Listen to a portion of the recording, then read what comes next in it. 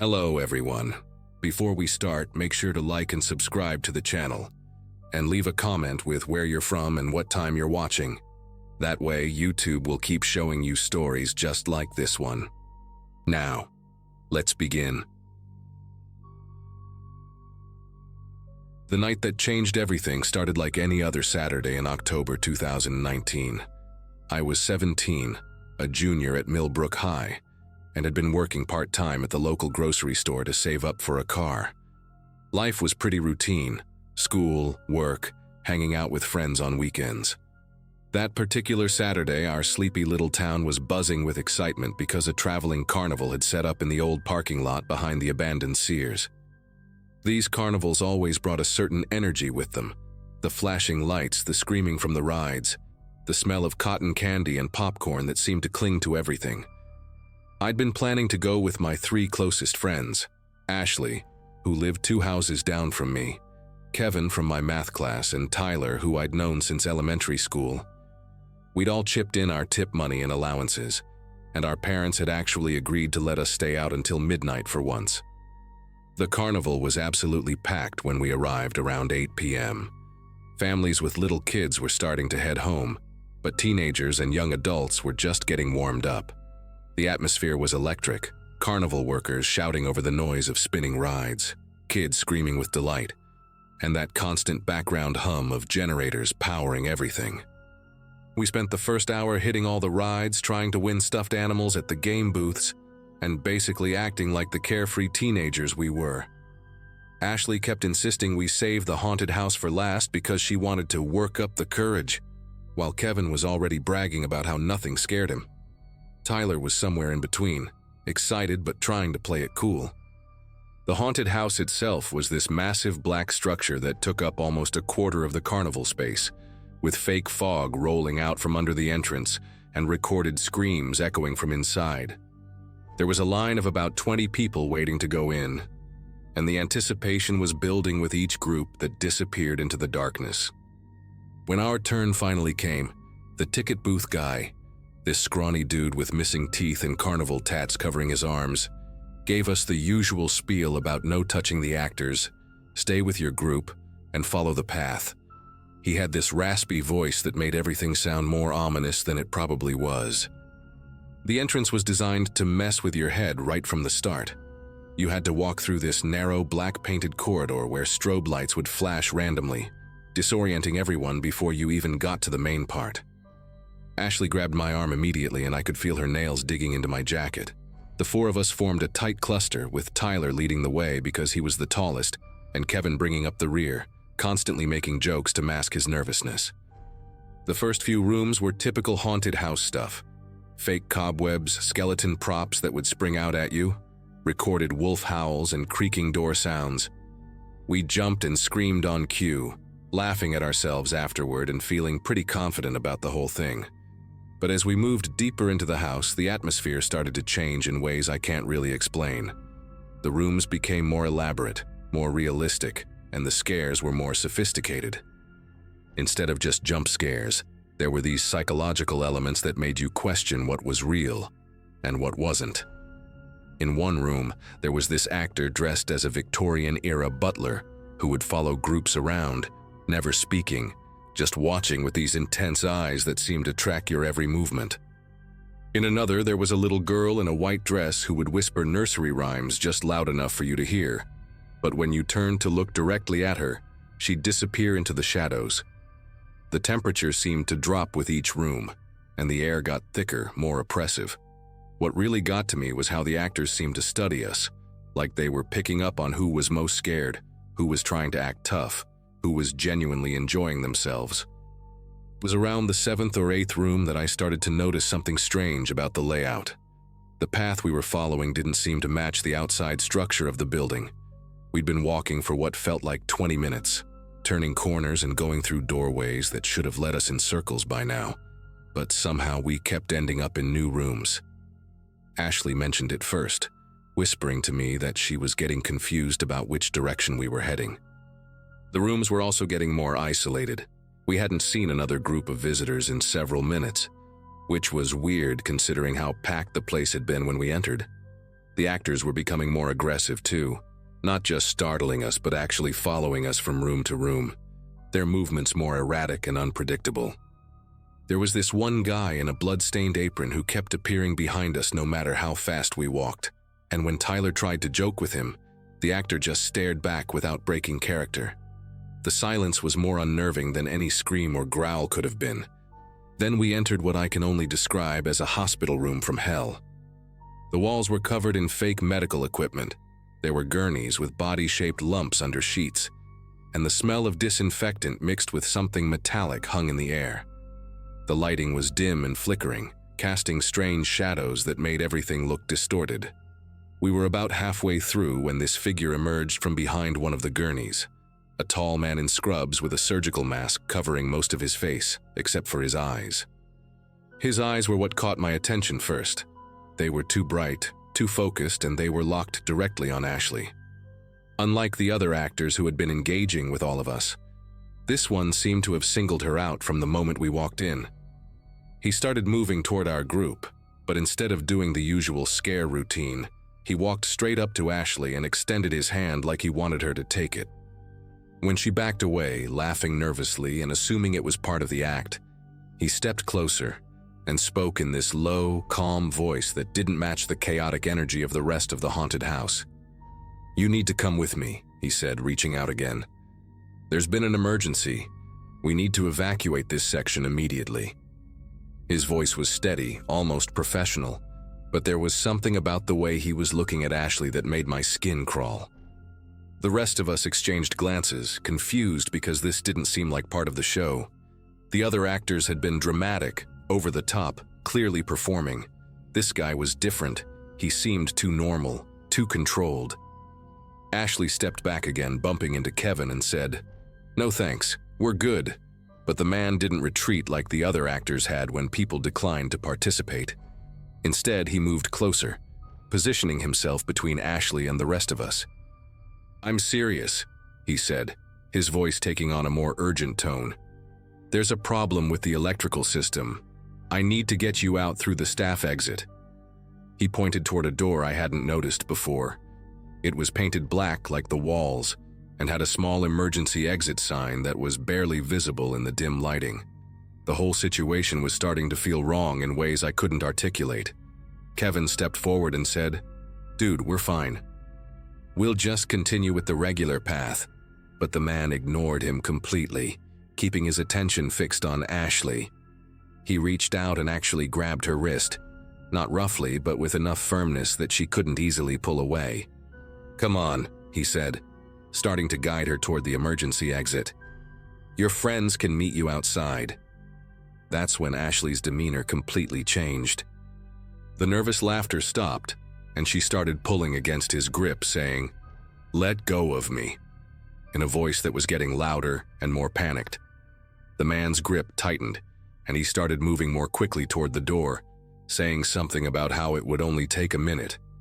Tyler and Kevin immediately stepped forward, but the man waved them off with his free hand, insisting that only Ashley needed to come with him.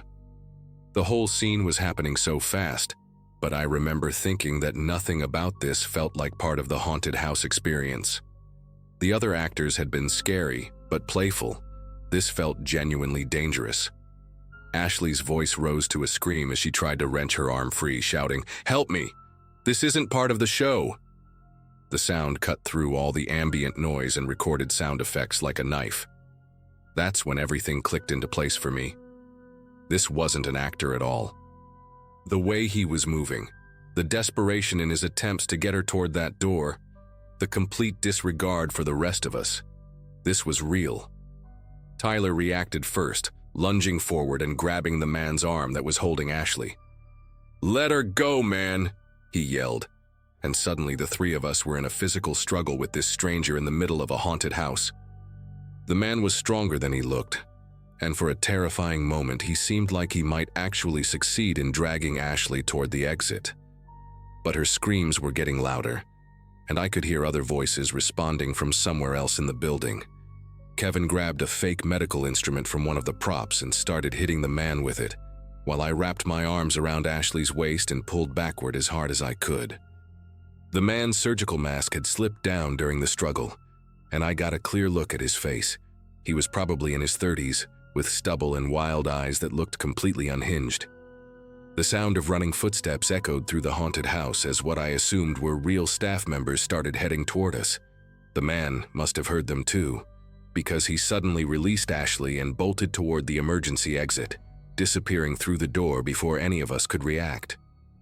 Ashley collapsed against me, sobbing and shaking, while Tyler and Kevin stood there in shock, trying to process what had just happened. Within seconds, 2 actual carnival workers burst into the room, a woman in a staff t-shirt and a security guard with a flashlight. They took one look at us and immediately started asking questions. What happened? Are you hurt? Did someone bother you? When we explained what had occurred, their expressions grew increasingly serious. The woman got on her radio and started speaking in rapid, urgent tones about locking down the haunted house and searching for an unauthorized person.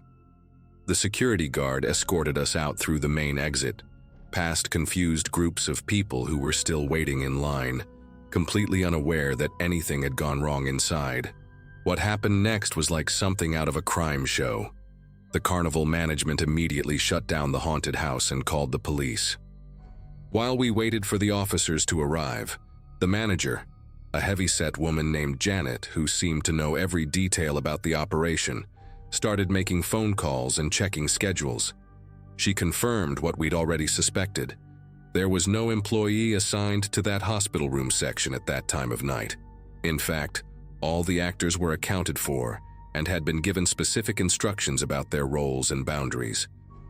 The emergency exit that the man had tried to use was supposed to be locked from the inside and was only meant for actual emergencies.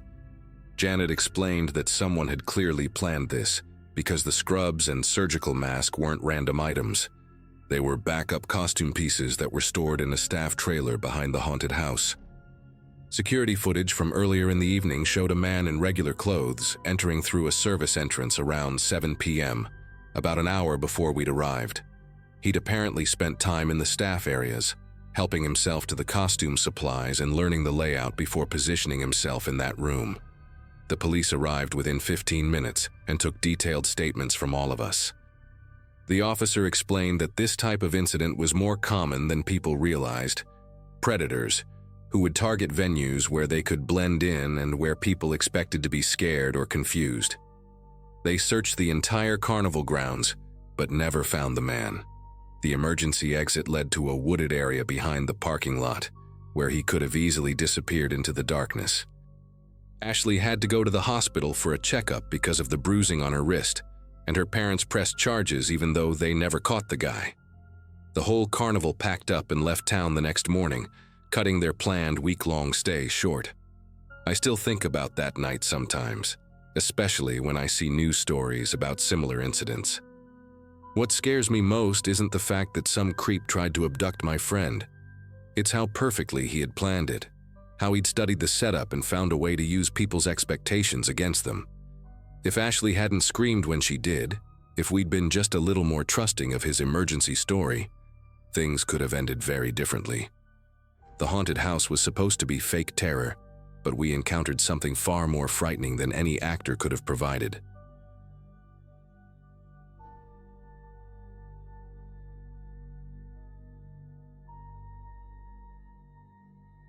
My security job with traveling carnivals across the Midwest brought me to Columbus that August, and what happened there still haunts me. 6 years into this gig after leaving the Army, I'd gotten used to the routine, breaking up drunk teenagers, finding lost kids, keeping the peace between vendors. The pay wasn't much, but it kept me moving, which suited my restless nature perfectly. At 28 and single, I preferred the nomadic lifestyle over being stuck in some office cubicle.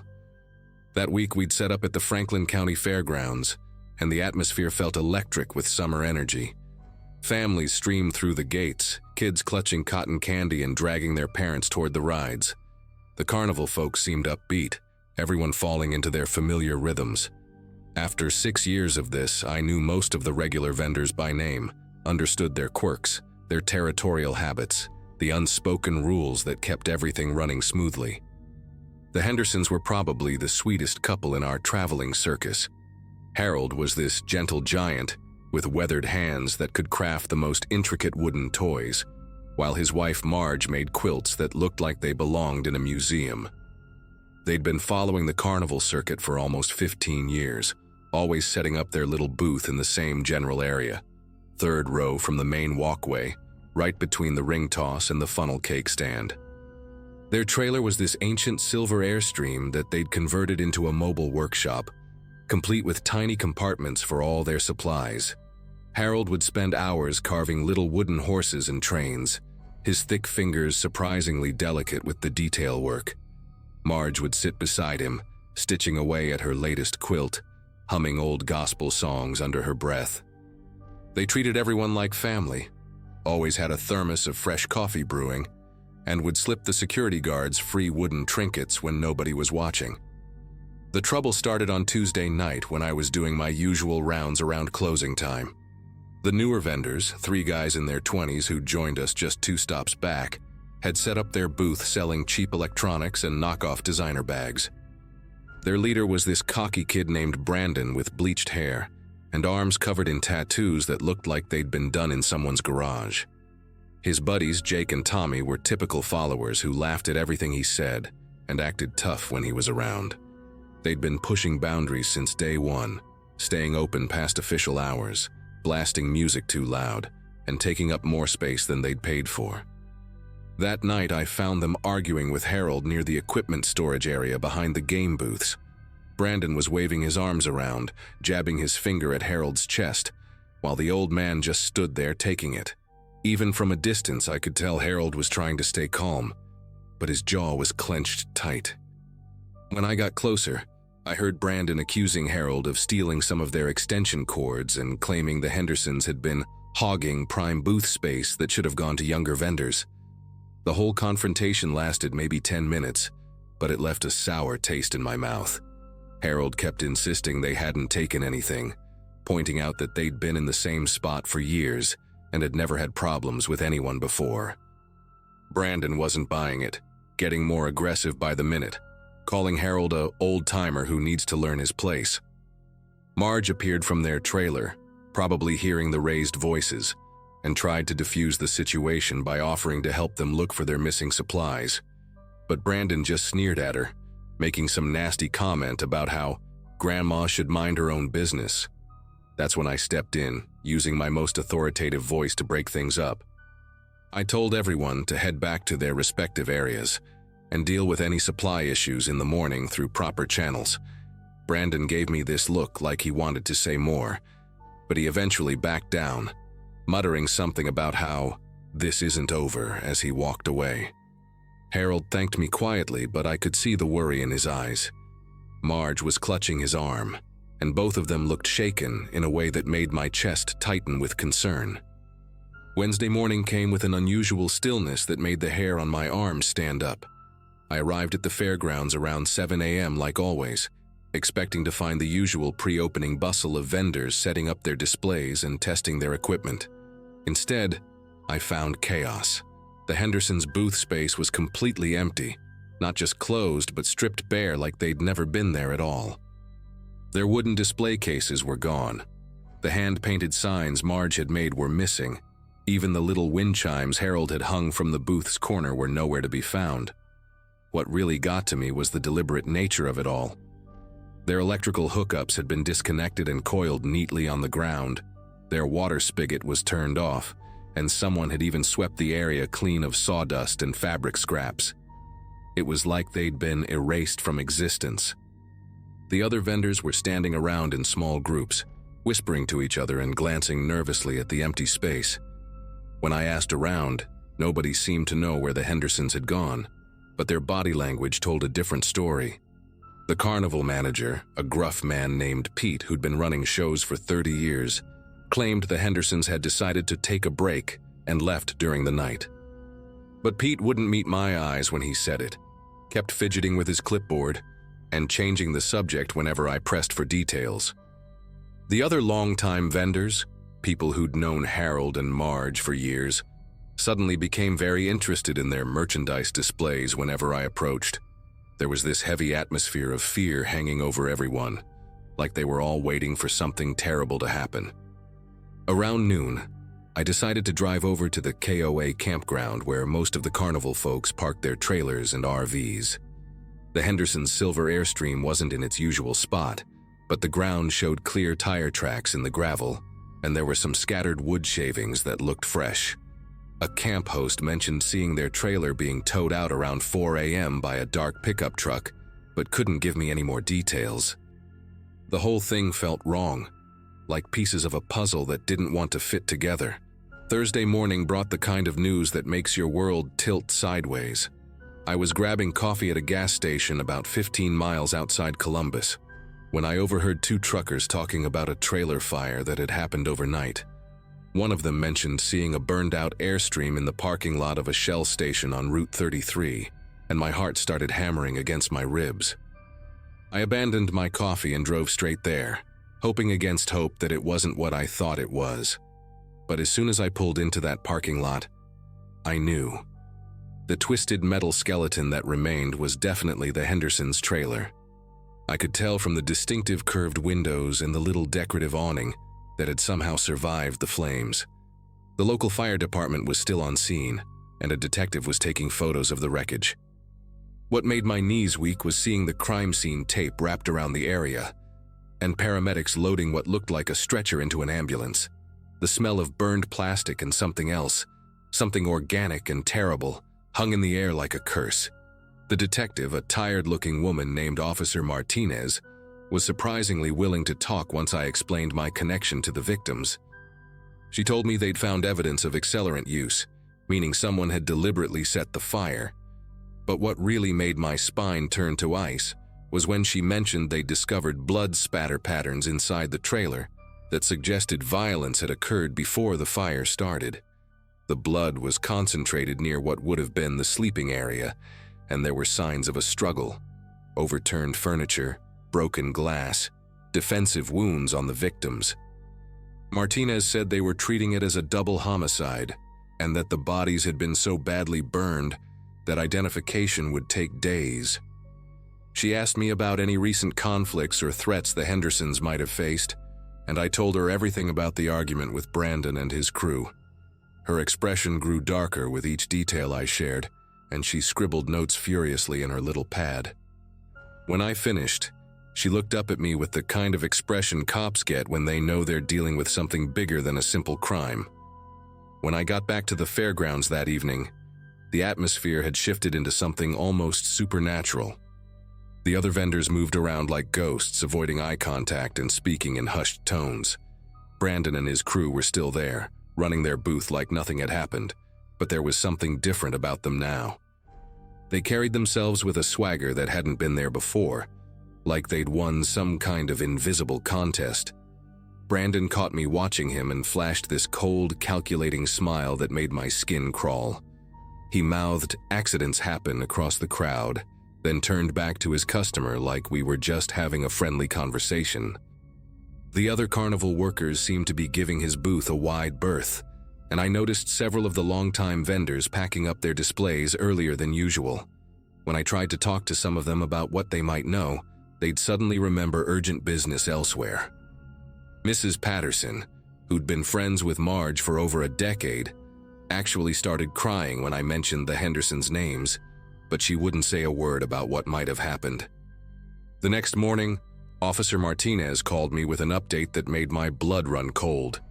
She'd driven out to the fairgrounds to question Brandon and his associates, but they were gone, completely vanished, along with their merchandise, their booth setup, even their vehicle registrations from the carnival's records. Pete claimed they'd decided to move on to the next town, but couldn't provide any forwarding information or contact details. What really disturbed Martinez was that other carnival workers seemed genuinely terrified to talk about the missing vendors. Several people had mentioned something about asking too many questions and what happens to people who don't mind their own business. One older vendor had pulled Martinez aside and whispered that the carnival had its own way of dealing with problems, and that people who caused trouble had a tendency to disappear. When she pressed for specifics, the man clammed up completely and refused to say another word. Martinez told me she'd never seen anything like it. An entire community of people who were clearly afraid of something, but too scared to name what that something was. The carnival packed up and moved to the next town 2 days later, right on schedule. Like Harold and Marge Henderson had never existed at all. But I couldn't let it go. Against every instinct screaming at me to drop it, I started digging deeper into the carnival's history and discovered a pattern that made my hands tremble as I read through old police reports. Over the past 5 years, there had been at least 8 accidents or disappearances involving carnival workers who'd had conflicts with newer vendors or challenged the established order. A cotton candy vendor in Indiana who'd complained about protection money had died in a gas leak explosion. A game operator in Michigan who'd threatened to report safety violations had simply vanished one night, leaving behind only his jacket and a suicide note that handwriting experts later called questionable. Each incident had been investigated, but witnesses always seemed to develop selective amnesia, and evidence had a way of disappearing or being compromised. The more I researched, the more I realized that what I'd witnessed wasn't just a random act of violence. It was part of a systematic campaign of intimidation designed to keep carnival workers in line. The investigation into the Hendersons' murder eventually went cold, officially classified as an unsolved homicide with no viable suspects. Officer Martinez was transferred to another precinct shortly after, and the new detective assigned to the case seemed more interested in closing it than solving it. I quit the carnival circuit 3 weeks later, unable to stomach the sight of those empty-eyed vendors who knew exactly what had happened but would never speak up. The nightmares started around that time, dreams where I could hear Marge's voice calling for help while flames consumed everything around her. I tried to contact other former carnival workers, hoping someone would finally break their silence, but most of them had disappeared into new lives or simply refused to talk. The few who did respond gave me the same chilling advice. Some questions are better left unasked, and some truths are too dangerous to know. I moved back to my hometown, got a job at a local factory, and tried to forget everything I'd learned about the dark underbelly of America's traveling entertainment industry. But every time I see a carnival setting up in a parking lot, I think about Harold and Marge, and I wonder how many other people have discovered that asking too many questions can be a death sentence.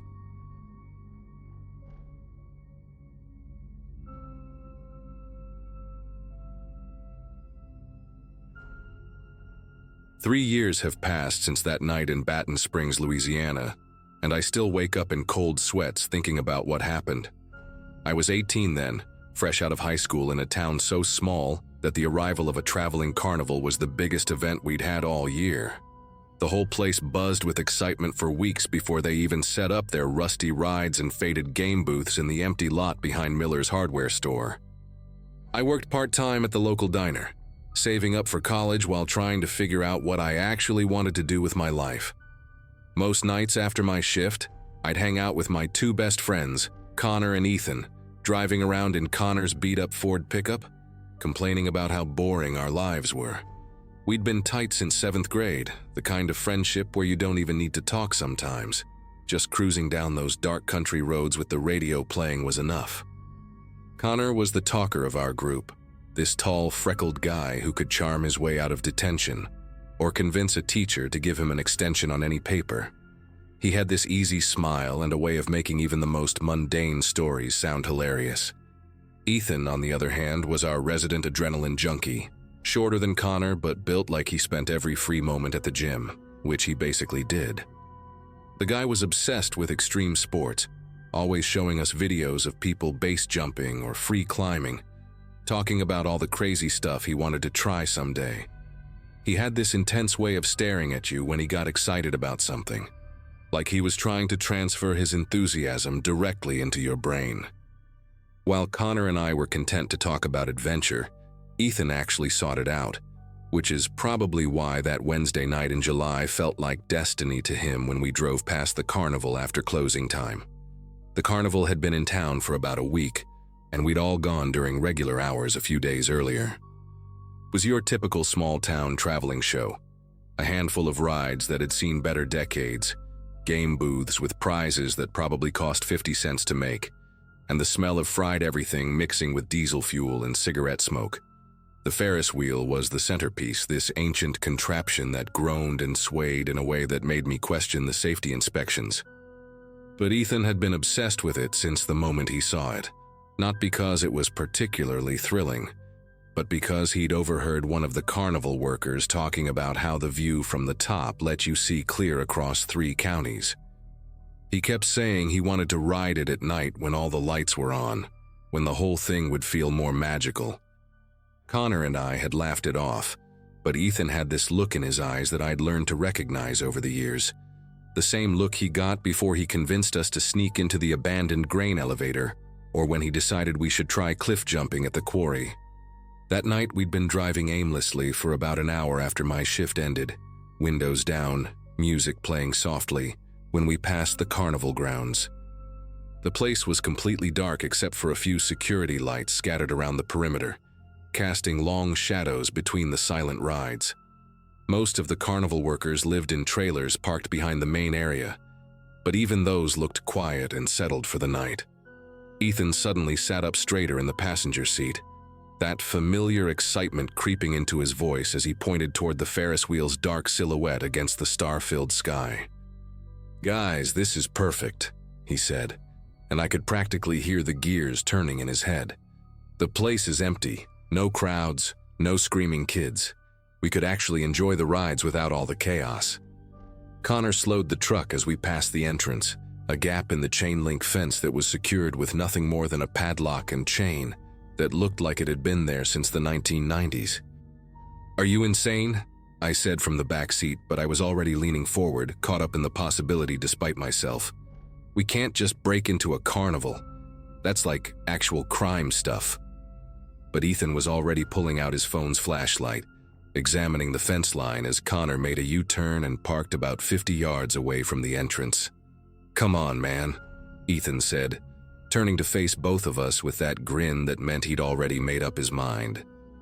"When are we ever going to get another chance like this? In a few months we'll all be scattered across different colleges, working boring jobs, being responsible adults. This is our last summer to do something actually memorable." He gestured toward the carnival with genuine enthusiasm, like he was presenting us with the opportunity of a lifetime. The weird thing was, he kind of had a point. We'd spent so many nights complaining about having nothing to do, and here was an entire amusement park just sitting there, waiting for us. Connor was already drumming his fingers on the steering wheel, which meant he was considering it seriously. "The fence isn't even that high," Ethan continued, studying the perimeter in the dim light. "And there's no security guard, no cameras that I can see, just some old rides and that beautiful Ferris wheel calling our names." He had this way of making everything sound reasonable when he explained it, like sneaking into a closed carnival was just a logical next step in our evening plans. Connor finally spoke up, his voice carrying that mixture of excitement and nervousness that came with all our best bad decisions. "If we're gonna do this, we do it quick and quiet. Get in, ride the Ferris wheel, maybe check out 1 or 2 other rides, then get out before anyone notices." I wanted to be the voice of reason, to remind them that trespassing charges probably wouldn't look great on college applications, but honestly, the adrenaline was already starting to build in my chest. The 3 of us had always been good at talking ourselves into minor trouble, but this felt different somehow, bigger and more real than our usual teenage mischief. We parked the truck behind a cluster of pine trees about a quarter-mile down the road, far enough away that no one would connect it to us if they happened to drive by.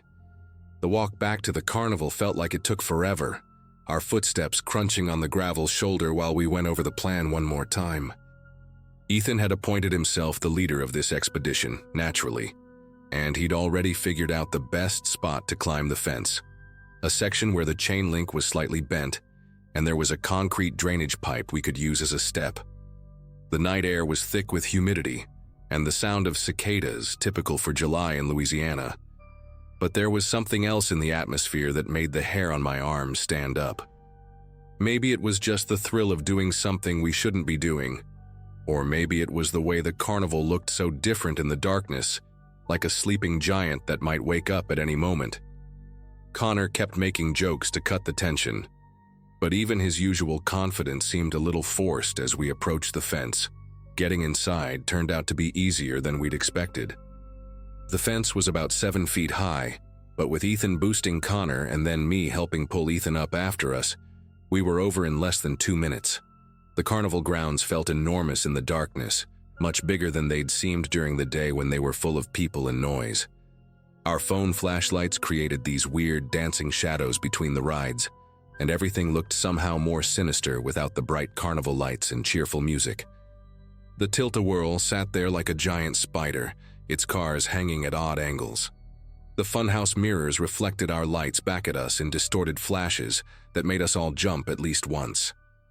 But the Ferris wheel dominated everything, this massive circle of metal and cables that seemed to reach all the way to the stars.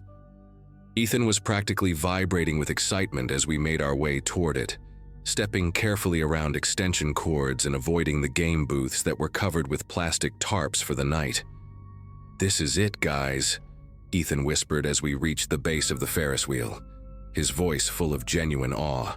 The control booth was just a simple wooden box with a few switches and levers, the kind of setup that probably hadn't been updated since the 1980s. Connor examined it with his flashlight while I kept watch for any signs of life from the trailer park behind us.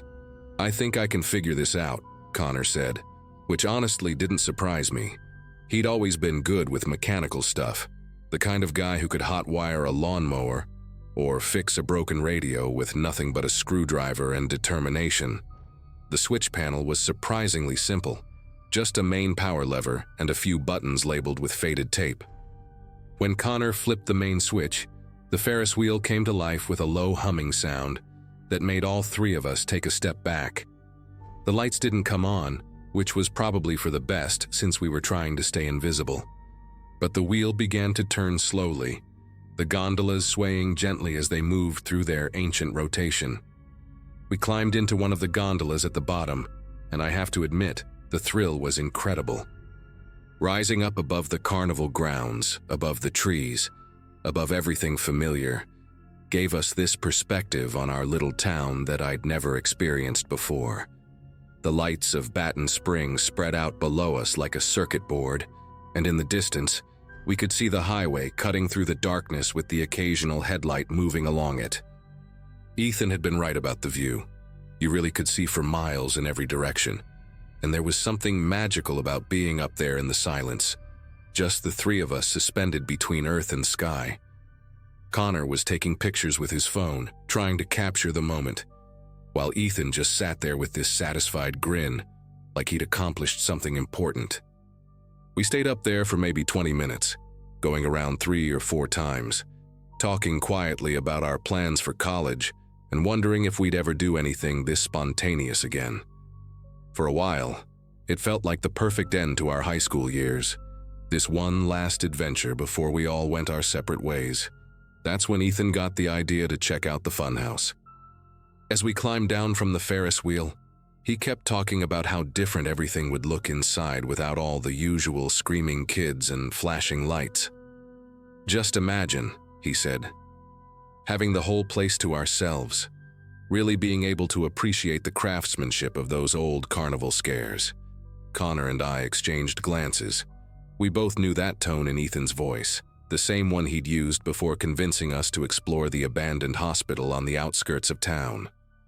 The funhouse was this weathered wooden structure painted in faded reds and yellows, with a clown face over the entrance that had probably been terrifying, even when it was new. The door was unlocked, just hanging slightly open like it was inviting us inside. Connor went first, his phone light cutting through the darkness and revealing mirrors that seemed to stretch on forever, creating an endless tunnel of reflections. I followed, and Ethan came behind us, already talking about how much cooler this was than the daytime experience. We made it maybe halfway through the funhouse when we heard the sound. It started as this low mechanical grinding, like gears that needed oil, but it was coming from deeper inside the structure, from parts we hadn't explored yet. Connor stopped dead in his tracks, and we all listened. The sound came again, followed by what I swear was a voice, Not words exactly, but like someone calling out from far away. "That's probably just the building settling," Connor said, but his voice had lost its usual confidence. Ethan, however, was already moving toward the sound, his flashlight beam dancing across the warped mirrors as he headed deeper into the funhouse. "Come on," he called back to us. "It's probably just some automated scare that's still running." I wanted to leave right then, every instinct telling me we'd pushed our luck far enough for one night, but I couldn't just abandon my friend. Connor and I followed Ethan's light as he rounded a corner and disappeared into what looked like a dead end, filled with distorted mirrors and hanging plastic chains. When we reached the spot where Ethan had been just seconds before, he was gone. Not hiding, not crouched behind something, completely gone. The mirrors showed our confused faces from a dozen angles, but no third person, no sign that anyone else had been there at all. Connor called out his name, first in a normal voice, then louder, then almost shouting, but the only response was our own echoes bouncing back from the maze of reflections. We spent what felt like hours searching every corner of that funhouse, checking behind every mirror, every fake wall, every possible hiding spot. The grinding sound had stopped, and the silence was somehow worse than the noise had been. Our phone batteries were dying, and the weak light made everything look even more nightmarish than before. We called Ethan's phone over and over, but it went straight to voicemail each time. Connor was starting to panic, talking about calling the police, but I kept thinking about how we'd have to explain why we were there in the first place. The sun was starting to rise by the time we gave up searching and climbed back over the fence. We drove around town for the rest of the morning, checking all of Ethan's usual spots, the gym, the coffee shop, even his ex-girlfriend's house. But nobody had seen him. When we finally worked up the courage to call the police, they took our story seriously at first, but their attitudes changed when we admitted we'd been trespassing. The carnival workers claimed they'd been asleep all night, said they'd never seen any of us, and insisted their funhouse had been locked up tight since closing time. The police searched the entire carnival twice, even brought in dogs, but found nothing. 3 days later, they discovered Ethan's phone wedged under the seat of the carousel, a ride we'd never even gone near. The screen was cracked, the battery dead, but when they managed to charge it, the last text message was one he'd sent to his mom at 9:47 p.m., more than 2 hours before we'd even entered the carnival grounds. The traveling show packed up and left that same afternoon, just like they'd planned, and nobody ever saw Ethan again.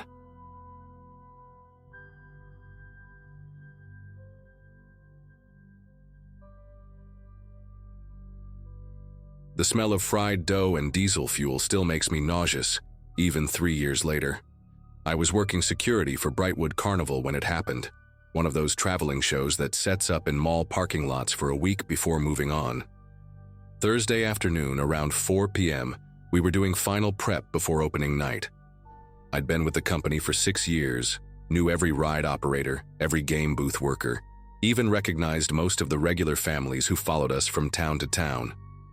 That day started like any other setup day, with me walking the perimeter, checking that the fence panels were secure and making sure local kids weren't trying to sneak in for free rides. The weather was perfect. Clear skies, maybe 75 degrees, with just enough breeze to carry the sound of the carousel music we were testing. I first noticed the 2 girls around 3:30 p.m. when I was checking the back lot where we keep the supply trailers. They looked about 16 or 17, both wearing those oversized hoodies kids wear even when it's warm out. The blonde one had her phone out, doing that thing where they film themselves walking and talking. The other girl, with dark curly hair pulled into a messy bun, kept laughing and pushing her friend playfully. They were staying just outside our fence line, so technically they weren't trespassing. I watched them for a minute, making sure they weren't planning anything stupid, then continued my rounds. 20 minutes later, when I circled back, they were gone. I figured they'd gotten bored and left. Looking back now, I should have paid more attention to which direction they'd headed. Around 5 p.m., my walkie crackled with static. It was Rodney from the front gate asking if I could check Trailer 7. Said he thought he heard banging coming from inside when he walked past. Trailer 7 was our main storage unit. a 40-footer we used for extra decorations, backup prizes, and seasonal props. The thing was ancient, probably from the early 90s, with rust eating through the corners and a door that needed a good shoulder shove to open properly. As I headed over there, I noticed something odd. There were fresh footprints in the dirt leading around the back of the trailer where we never really had reason to go. 2 sets of prints, both small, like from sneakers. The chain on the door was hanging loose, which wasn't right. I'd personally checked all the storage units that morning and everything had been locked up tight. The banging had stopped by the time I reached the trailer. I stood there for maybe 30 seconds just listening. Nothing but the distant sound of the Ferris wheel being tested and some crows arguing in the trees nearby. I pulled the door open. It groaned like it always did, and peered inside. The trailer was packed with the usual junk. Boxes of stuffed animals, rolled up canvas signs, those giant fiberglass clown heads we use for the funhouse. Everything looked normal at first glance, but there was this smell, something sharp and chemical, like fresh paint mixed with something else I couldn't quite place. And the air felt wrong, too still, like when you walk into a room where people just stop talking. I called out, asking if anyone was in there. No response. I should have gone in right then to check properly, but Frank was yelling over the walkie about needing help with a hydraulic leak on the tilt-a-whirl. I locked the trailer back up and headed to help Frank, but that uneasy feeling stayed with me. Around 6:30, just as we were about to open the gates to the public, I heard it, my phone ringing with a 911 transfer. That's when everything went sideways. The dispatcher's voice was all business, saying they'd received a call from 2 teenage girls claiming to be trapped inside a trailer at our location. The girl who called was whispering, barely audible, saying someone was outside, dragging something metal along the trailer walls. The dispatcher said the call had cut off abruptly, but they'd traced it to our coordinates. My chest got tight. I immediately thought of those 2 girls I'd seen earlier, the footprints by Trailer 7. I told the dispatcher I was heading there now and sprinted across the lot, my keys jangling against my hip with every step. This time I didn't hesitate. I yanked the chain off and threw the door open wide, yelling that security was here, that everything was going to be okay. The late afternoon sun cut through the darkness inside, illuminating dust particles floating in the air. I stepped inside, pushing past the first row of boxes, calling out for the girls. The trailer seemed bigger than usual, like it stretched on forever into the shadows. I found the first sign something was really wrong about halfway in, a purple phone case decorated with holographic stickers lying on the floor between 2 stacks of prize boxes. Next to it, fresh scratches in the dirty floor, like someone had been dragged, or like they'd been trying to claw their way toward the door. The chemical smell was stronger here, mixed with something else now. Perfume, the fruity kind teenagers wear. But the girls were nowhere.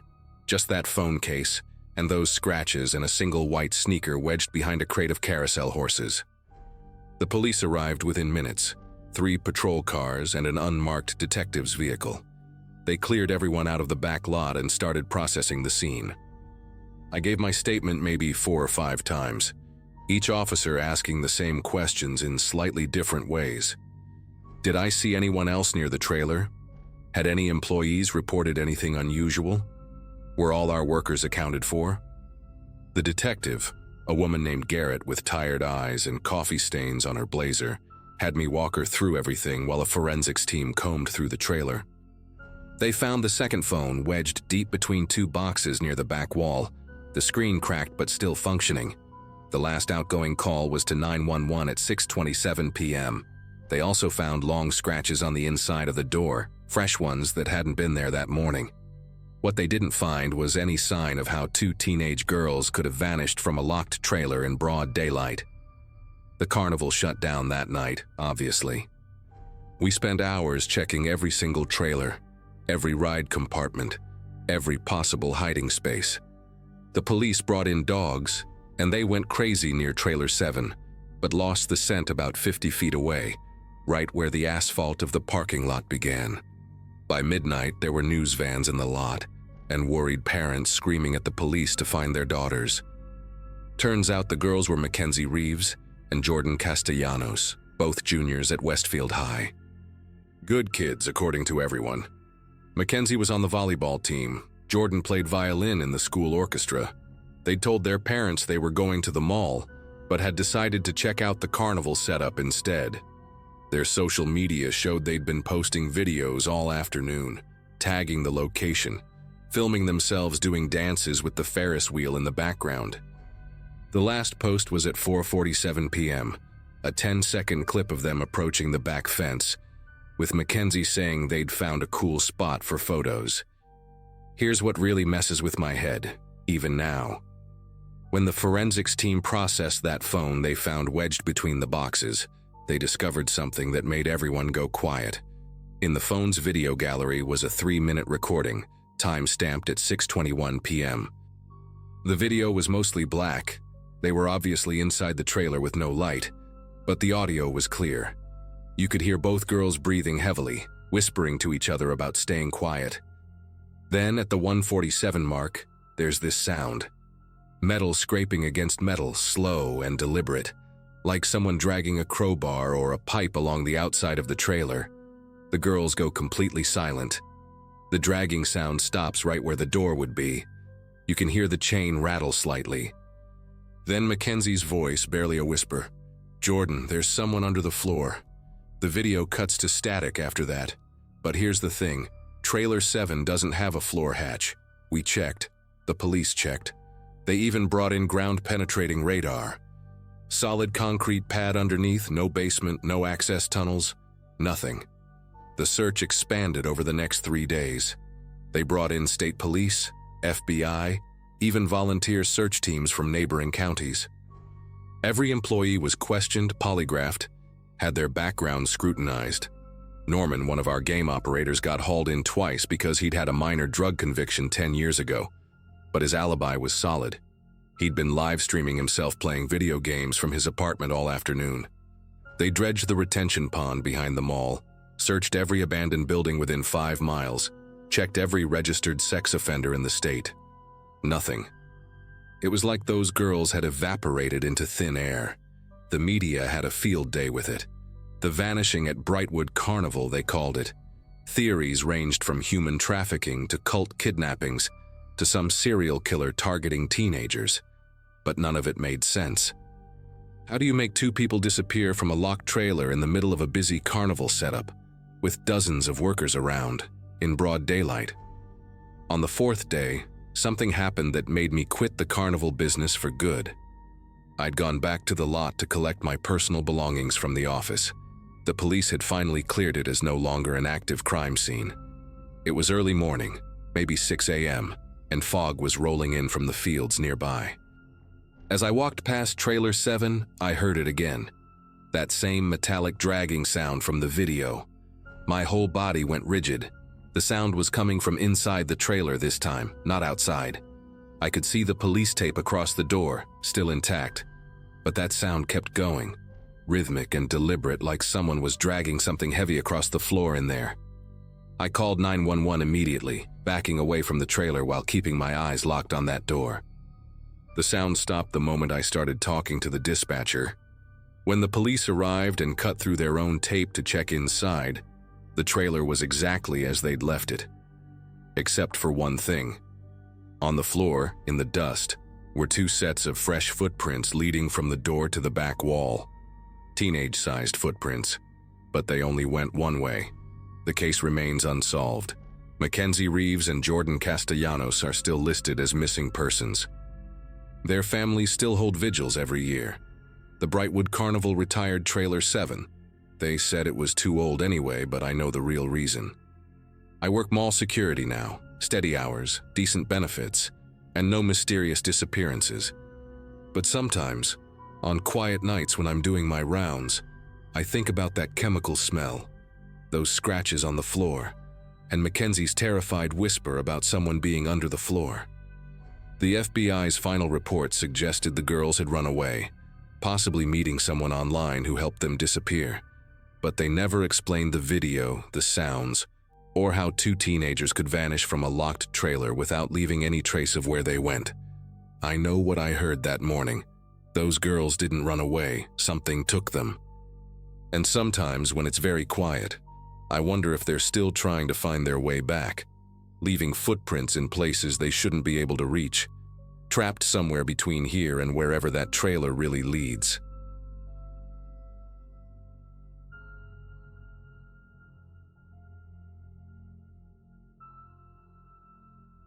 The call came in at 11:47 p.m. on a Thursday night in September 2004. I'd just finished my patrol shift and was pulling into my driveway when dispatch crackled through about a missing teenager. Melissa Thornton, 15 years old, hadn't come home from the county fair. Her mother was frantic, said Melissa promised to be back by 9. I remember sighing, thinking it was probably just another kid pushing curfew, maybe sneaking off with some boy. God, how wrong I was. I turned my cruiser around and headed back to the station, the radio chatter already picking up as more units got involved. Melissa was a good kid, straight-A student at Ridgemont High, played clarinet in the band. Her best friend Caitlin told us they'd gone to the fair together around 6 that evening with a group from school. They'd ridden the Ferris wheel, played some ring toss, shared a funnel cake, normal teenage stuff. But around 8:30, Caitlin said Melissa wanted to ride the Gravitron one more time before they left. Caitlin had already thrown up once from the spinning and decided to wait by the ticket booth. She watched Melissa hand her ticket to the operator, a guy with bleached tips in his hair and a faded Metallica shirt. That was the last time anyone saw her. The Gravitron operator's name was Ricky Sawyer, according to the Carnival's employment records. 28 years old, been with Lone Star Amusements for about 6 months. When we went to question him the next morning, his trailer was empty. Bed still made, clothes gone, truck gone. The Carnival manager, a weathered old guy named Earl, said Ricky had worked the late shift, closing down the Gravitron around 11. Nobody saw him after that. Earl tried calling Ricky's cell, but it went straight to voicemail. The timing was too convenient to ignore. Girl goes missing from his ride and he vanishes the same night. We searched everywhere, the fairgrounds, the surrounding fields, even dragged the pond behind the old drive-in theater. 3 days later, a couple kids riding bikes found Melissa's purse in the drainage ditch that ran along the back of the Carnival lot. Her wallet was still inside, along with her house keys and the friendship bracelet Caitlin had made her. But there was something else in there too. A folded piece of paper with a phone number written in pencil. When we ran the number, it belonged to a disconnected line from a motel 2 towns over. The motel had been closed for years. The sheriff decided to bring in the state police, but they didn't find much more than we did. Ricky Sawyer had no criminal record, no family that we could locate. His employment application with the Carnival was mostly fake. Wrong social security number, previous addresses that didn't exist. The FBI even got involved briefly, ran his prints through their database. Nothing. The guy was a ghost. After 2 months with no leads, no sightings, no body, the case went cold. The official report labeled Melissa as a runaway, despite her mother's protests. Mrs. Thornton called the station every week for updates, and every week I had to tell her we had nothing new. The Carnival came back the next year, and the year after that. Different operators for the rides. Earl had retired and some younger guy took over. People still went, still ate cotton candy and screamed on the roller coaster, but there was always this shadow hanging over it. Parents kept their kids closer, made them check in every hour. The Gravitron was still there, painted fresh with new LED lights, but I noticed fewer people rode it. Sometimes I'd drive by during my patrol and see it spinning, all lit up against the night sky. And I'd think about Melissa stepping through that metal door and never coming back out. Then it happened again. September 2007, 3 years almost to the day after Melissa disappeared. Another 15-year-old girl, Brittany Hawkins. Same story. Went to the fair with friends. Wanted one last ride on the Gravitron before heading home. Her friend waited outside, saw her go in.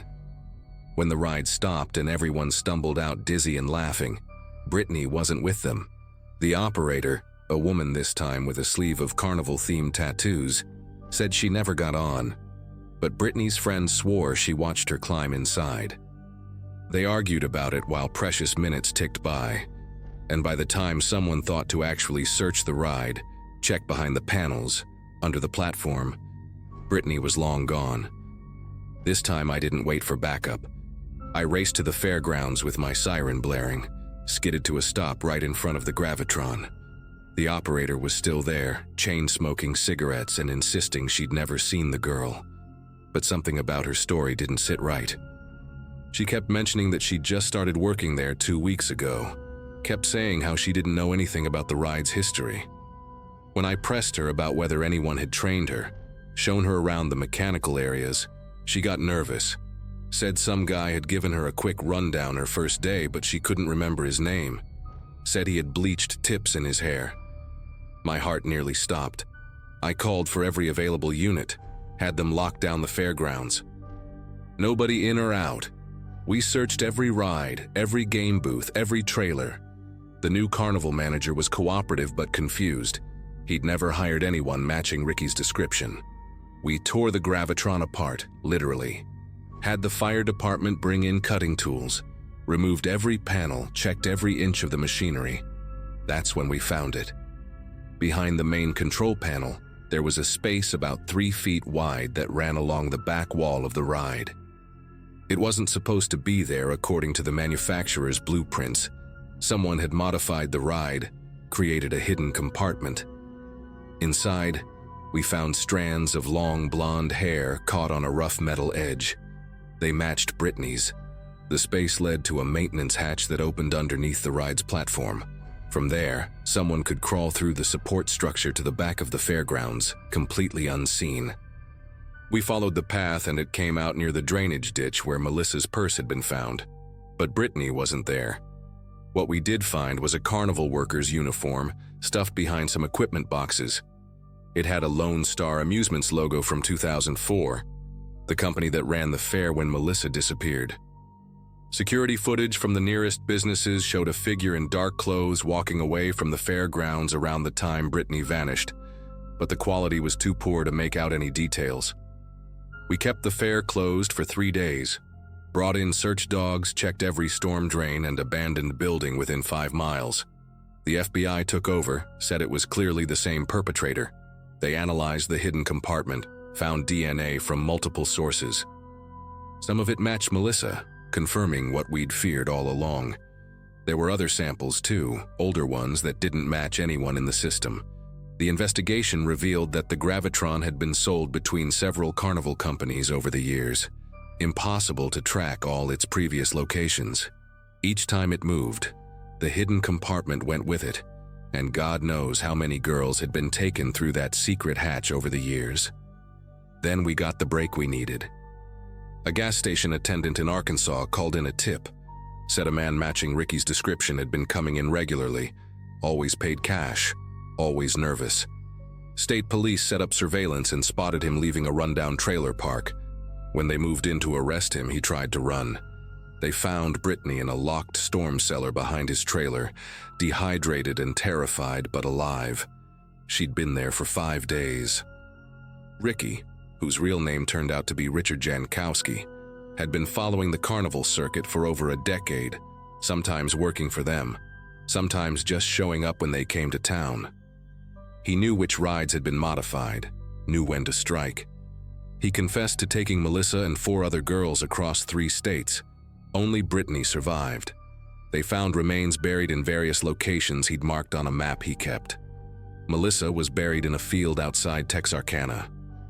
Her mother finally got to bring her daughter home.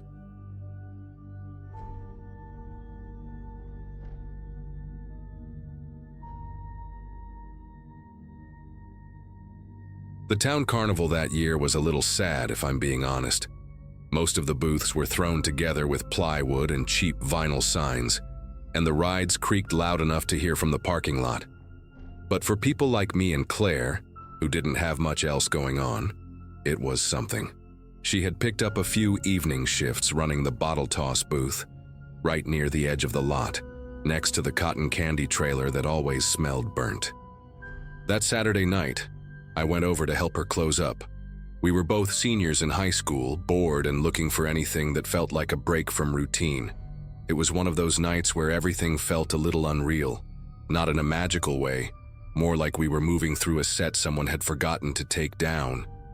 The music had stopped, the lights were dimmed, and most of the workers had packed up or were hanging around the food trucks out back. Claire still had to pack the leftover prizes and pull down the tarp, so I offered to stick around. We laughed a lot while cleaning. She kept tossing rubber ducks at me like they were dodgeballs, and I kept trying to stack the oversized plush frogs in a pyramid. Dumb stuff, but it felt like our own private version of the fair.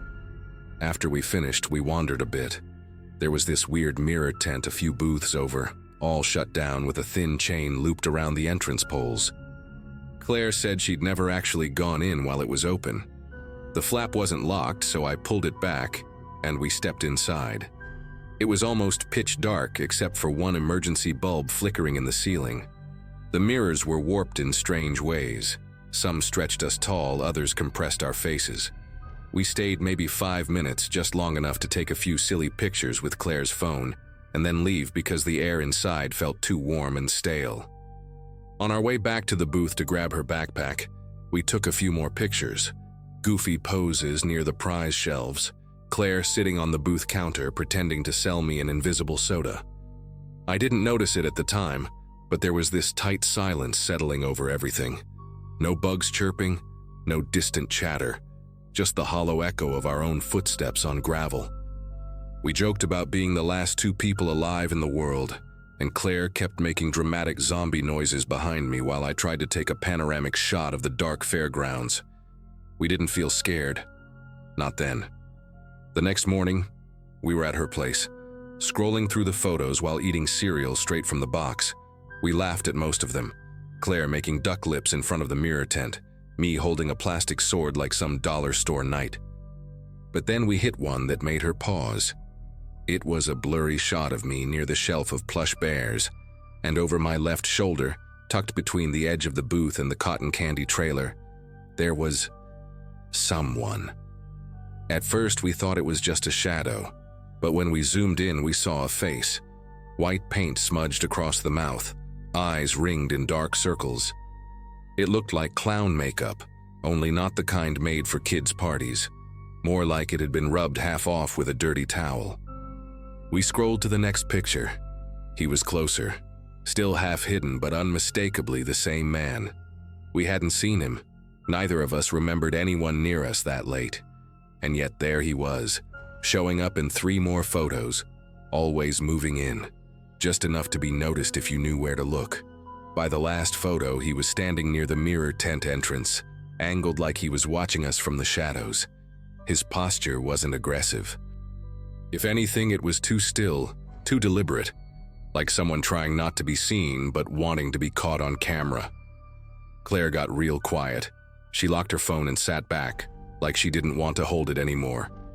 I tried to play it down, said maybe it was a leftover prop from one of the haunted booths, or a carny trying to mess with people. But deep down, I was unsettled.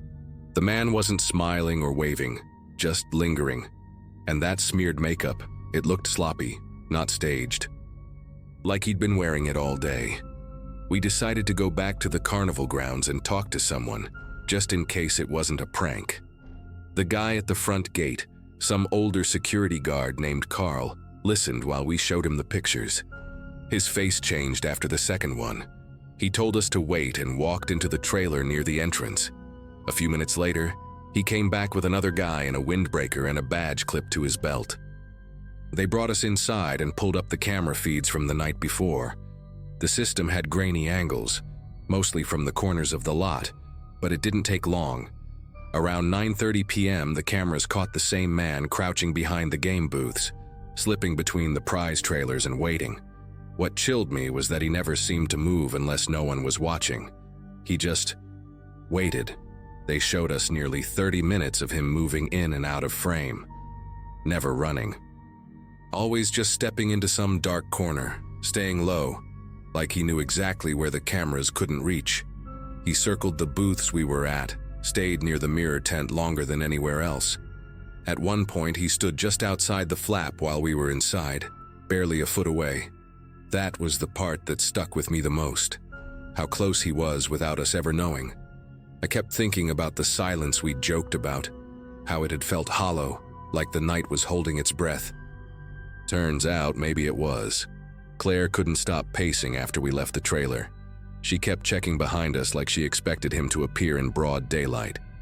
The police came later that afternoon, took statements, and got copies of the footage. They said they'd patrol the grounds and check with other staff, but no one had seen him before or since. No missing persons reports matched his face, and no one working that night recognized him, not even among the drifters who sometimes joined the setup crew. They treated it seriously, but after a week passed with nothing, the urgency just faded. Claire deleted the photos eventually, said she didn't want that face sitting in her gallery. I kept one though, not for some dramatic reason. It's just that something about the way he was looking, or rather, not looking, stuck with me. He wasn't staring at us. His head was always turned slightly, like he was watching something else just out of frame. And I guess that's what's bothered me the most. The idea that maybe he wasn't hiding from us. Maybe he was waiting for something, or someone, else entirely. And we just happened to wander into his quiet little orbit for a few minutes. The carnival packed up a few days later. The mirror tent was gone first. Claire and I don't talk about it anymore, really. We broke up a few months after that. Unrelated reasons, just life moving forward. But sometimes if I hear silence fall too suddenly, or pass a trailer lot at night with those faded prize signs flapping in the wind, I get that feeling again. That pressure behind the quiet, like someone is still out there, waiting, just beyond the frame.